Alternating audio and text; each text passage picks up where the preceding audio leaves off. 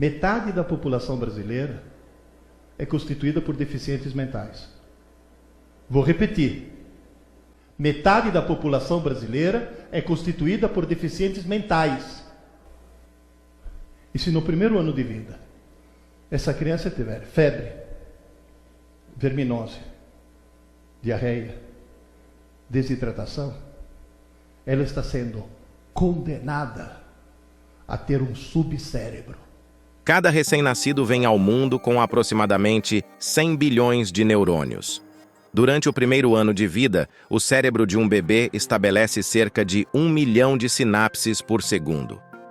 Ao nascer, o cérebro pesa em torno de 400 gramas, o que corresponde a cerca de 25% do peso cerebral de um adulto.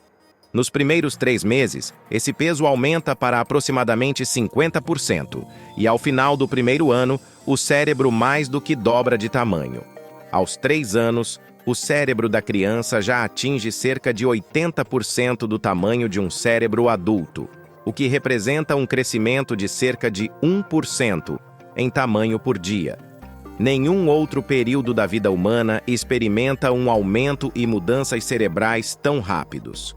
Simultaneamente a esse crescimento cerebral, ocorrem alterações neurológicas que preparam o bebê para futuras habilidades, como andar, falar e até dormir a noite toda. Durante o desenvolvimento, o cérebro recebe informações de todos os 5 sentidos, promovendo a multiplicação de neurônios e a formação de inúmeras conexões entre eles. O nível ideal de saneamento básico esperado para qualquer região é de 100%, ou seja, nenhuma criança em nenhum local do país pode ficar sem uma rede de esgoto ou água potável. Mas no Brasil, isso está longe de ser realidade. Em vários locais, o saneamento chega a índices de 70% ou menos, impactando gravemente o futuro dos pequenos brasileiros, que têm o seu potencial máximo ceifados ainda na primeira infância.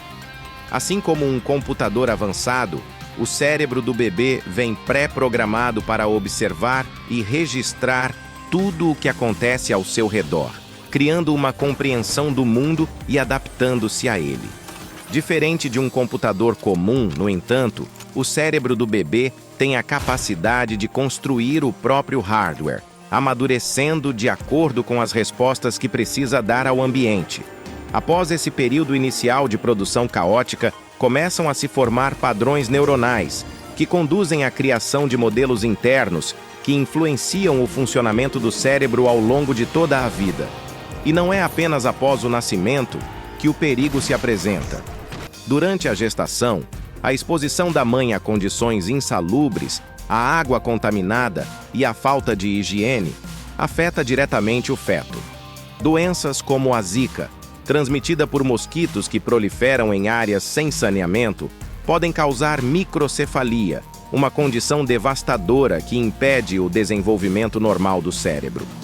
Assim, antes mesmo de nascer, essas crianças já carregam o peso de uma sociedade que falha em oferecer o mínimo para garantir um começo de vida saudável. Dessa forma, entramos em uma bola de neve sombria, na qual a falta de investimento em saneamento básico e saúde pública gera pessoas subdesenvolvidas, cujos cérebros, antes mesmo de terem a chance de se desenvolver plenamente, são prejudicados por condições de vida desumanas. Essas pessoas, presas em um ciclo de pobreza, passam a lutar com as consequências desse subdesenvolvimento ao longo de suas vidas, incapazes de quebrar as correntes invisíveis que as mantêm na miséria. Esse ciclo se perpetua de geração em geração. Crianças nascem em lares onde a água potável e o saneamento adequado são inexistentes, herdando não apenas a pobreza econômica, mas também as limitações cognitivas que resultam da falta de condições básicas de vida.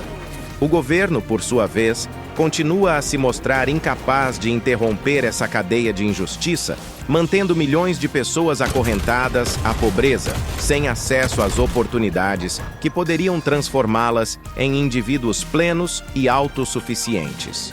Enquanto essas correntes invisíveis não forem quebradas, o Brasil continuará a desperdiçar o potencial de suas futuras gerações, perpetuando um ciclo cruel de miséria e subdesenvolvimento que condena grande parte da sua população a um futuro de desigualdade e sofrimento. O saneamento básico é mais do que uma necessidade.